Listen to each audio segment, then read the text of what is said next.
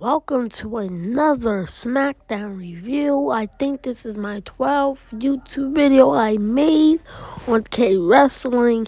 But guys, hopefully y'all go check out my new video on K Wrestling Thoughts. It's predicting every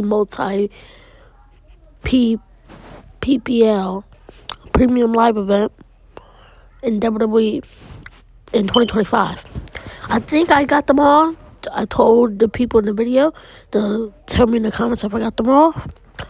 If I didn't do one, I probably will do that one if I did miss one. But we start the show off with Jacob Fatu and Solo Sikoa. And why they call him JC? I forget who started this. I only got one with Jacob starting on the mic, but I didn't get one of Solo. I think did Solo start? I think Solo might have started, and he called him JC, even though we know his name is Jeff Cobb. I heard another YouTube video that does reviews like me. He started before me. His name was he called him Jeff Cordon the Cobb. Guys, I was almost about to stop YouTube because I just didn't feel like doing it anymore. But we're still gonna do it. Jacob Fatu says he says he's off the scale, but what does it say? He's all gas, no brakes. Yada. Oh, but Solo, and he said he didn't need no help, but then Solo cuts him off, and it says yada. I mean, we know what you mean. And Solo's like doing all that. That's basically saying that Jeff Cobb basically gave them the title again and everything. And when Roman lost, the title was taken away from their family, but now Jeff Cobb, what he calls him JC, retained it back for their family. So, yeah. But Solo's his facial expression was like funny and everything. And then he's like, I've been telling you I love you, Jacob. What was that thing he used to say to me, huh? What was that thing he used to say to me? He chops on a little bit. And then y'all know what he must have said, and I know what he must have said. And then Jacob says, I love you, Solo. And then Solo's like, that's not how you used to say it. Tell me how you used to. I know we all know how he used to say it. And then we hear L.A. Knights.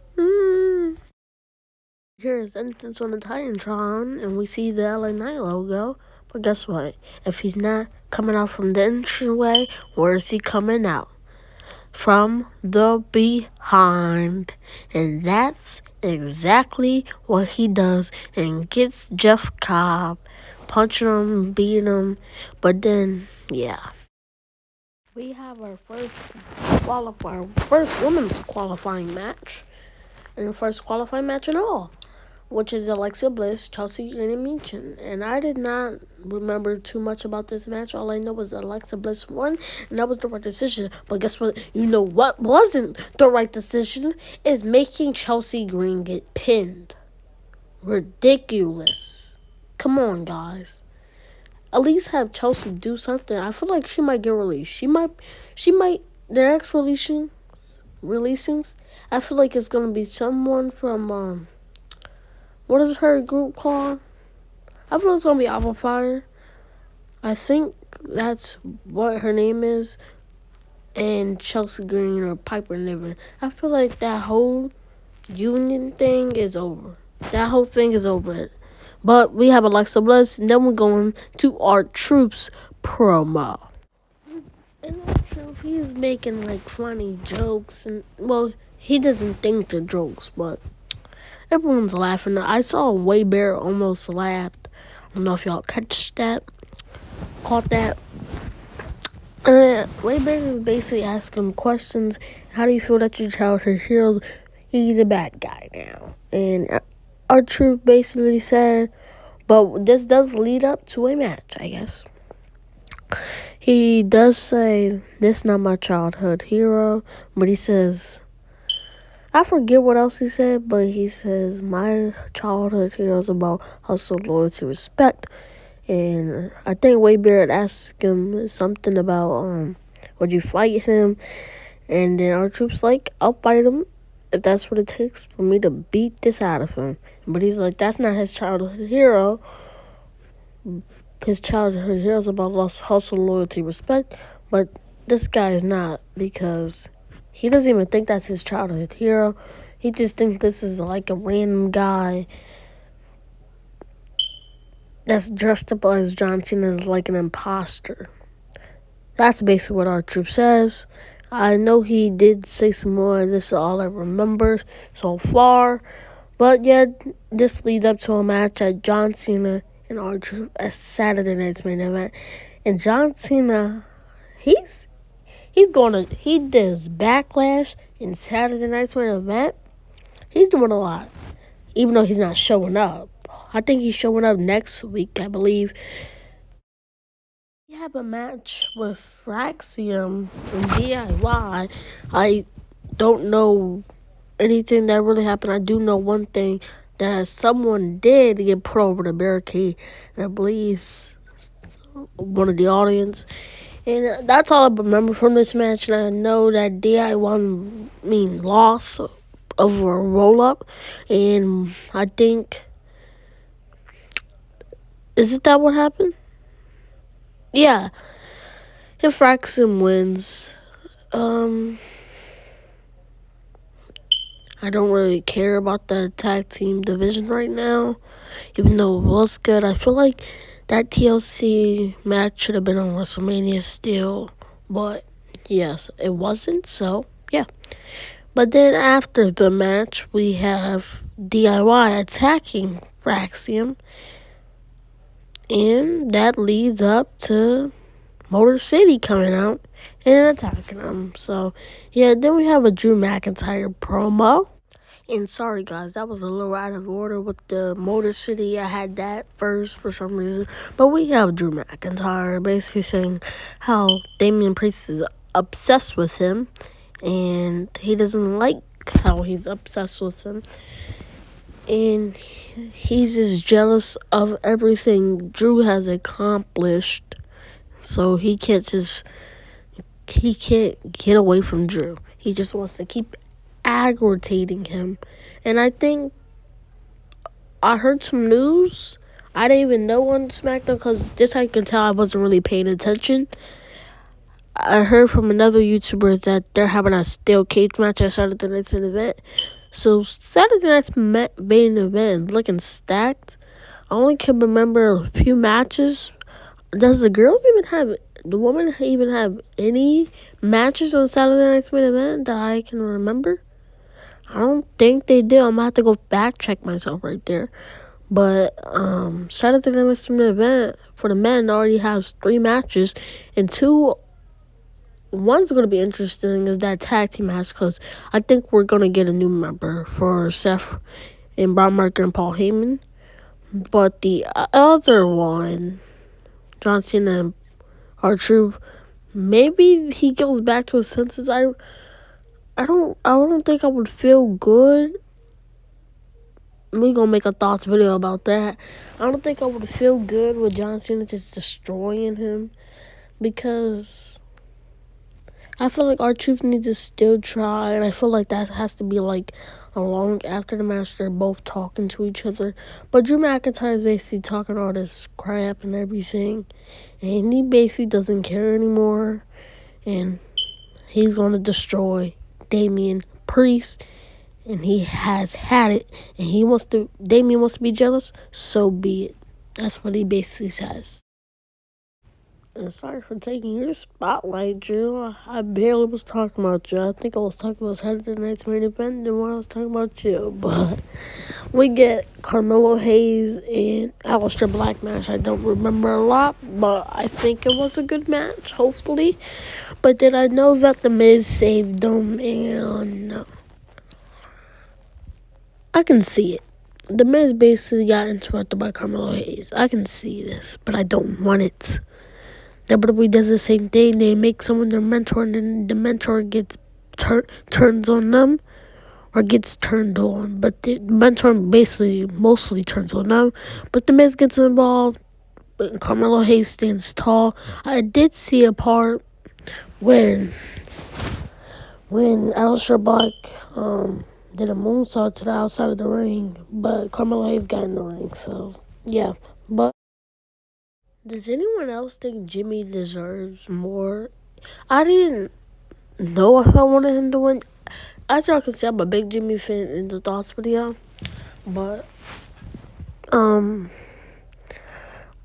didn't really want him in the match because I knew if he was in the match, I would want him in the match because I just noticed my prediction, Randy Orton, was not even qualifying. And I think that was all the qualifiers for SmackDown, I believe. And yeah, so, and basically I think LA Knight's going to be in the qualifying match. But if LA Knight and Randy Orton are not, then give me Jimmy. But Jimmy and Ray Phoenix was taking a little tussle. They did take Solo out in the beginning of the match, but Solo attacks Ray Phoenix, and then some other match parts happened. I do remember Solo having Ray Phoenix in some kind of Jaden, I believe, and then Ray Phoenix sloops down while Jimmy's on the top rope, hits him. This where shenanigans happen, and then Jacob gets up, and again he gets kicked, and then Solo spikes Jimmy, and then Ray Phoenix gets distracted by Jeff Cobb. I forget how to say his name. I think that was it. And this is the part where Jeff Cobb is getting I don't really care about him. So yeah. And then Ray Phoenix basically punches Jeff Cobb off the rope, or JC, whatever y'all want to call him, or Joffrey, Jesse. This Solo gets to win. By pinning Ray Phoenix, I was surprised about this, but then this leads up to a match. But LA Knight and Solo Sikoa, LA Knight slipped on the table. I don't know if anyone else caught that, but this leads up to a match with JC, Jeff Cobb versus LA Knight, and this is another part where I lost interest in JC, Jeff Cobb. I feel like, what are they doing with LA Knight? He's been in the main event, mid-card division. I don't think he even had a main event. He wasn't even in there, but the only he got close was with Roman Reigns with the WWE Championship. But he needs a fresh start. He's losing to the Bloodline members. It's basically like Cody Rhodes when he can't get away from the Bloodline. That's basically what the heck this is. And I feel like this doesn't need a Bloodline anymore. They need to call this something new. Something new and refreshing, because I feel like the longer they go with this, the longer the Bloodline means nothing anymore. And they're just dragging it out now. We need this happening quick. SummerSlam. Give it to me. Money in the Bank, actually. Let Jeff Cobb attack Jacob Fatu, and when he's in a match with Carmelo Hayes, because the Miz helped him get that match, and Carmelo Hayes is your new champion. Something like that. Maybe Jimmy Uso takes it off of him. Maybe Aleister Black, he goes in the main event division. And then we need that main event division flip-flopping for a while, because we got John Cena's long title reign, Cody Rhodes' long title reign, Roman Reigns' long title reign. I do want to see a new, fresh title in WWE Universal. I have a thoughts video on that, but I don't think I might be posting on Thursday.